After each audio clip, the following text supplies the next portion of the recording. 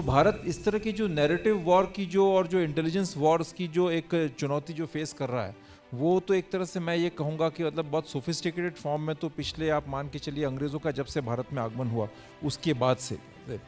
तो 1857 के रिवोल्ट के पहले उन्होंने हमारे यहाँ के सोशल सिस्टम्स के अंदर काफ़ी घुसपैठ करने की कोशिश की, लेकिन जब भारत की जनता ने रिएक्ट किया, वो एक बड़ी एक यूनिक चीज़ थी। और मुझे बड़ा आश्चर्य भी होता है कई बार इस चीज़ के ऊपर कि उस वक्त जब उन्होंने हमारे धार्मिक, सामाजिक और सांस्कृतिक ताने बाने को छेड़ने की कोशिश की, और तो उसके अगेंस्ट वो रिवोल्ट हुआ बेसिकली, और उसके अंदर संत समाज ने, साधुओं ने बहुत बड़ी भूमिका निभाई।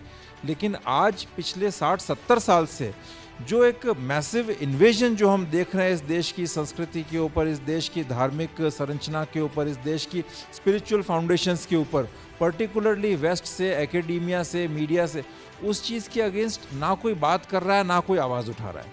तो ये तो मेरी एक छोटी सी भूमिका थी। बाकी जहाँ तक हम चुनौतियों की बात करते हैं, डेफिनेटली कहते हैं ना एक मटीरियल मिलिट्री थ्रेट्स, उसमें मैं सबसे पहले चाइना का नाम लेना चाहूँगा, बिकॉज चाइना इंडिया के लिए एक जियोपॉलिटिकल थ्रेट है।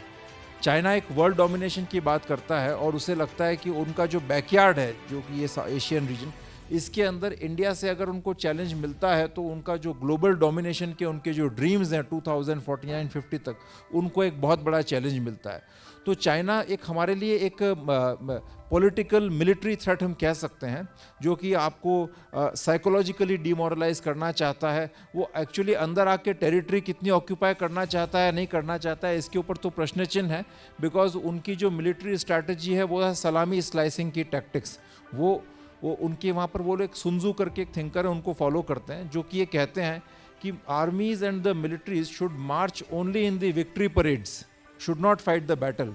मतलब उनका सिद्धांत ये कि बिना लड़े आप युद्ध जीतो, उनका ये सिद्धांत उनका।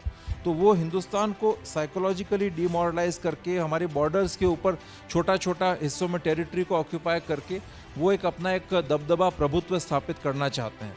तो ये तो एक टेरिटोरियल थ्रेट है।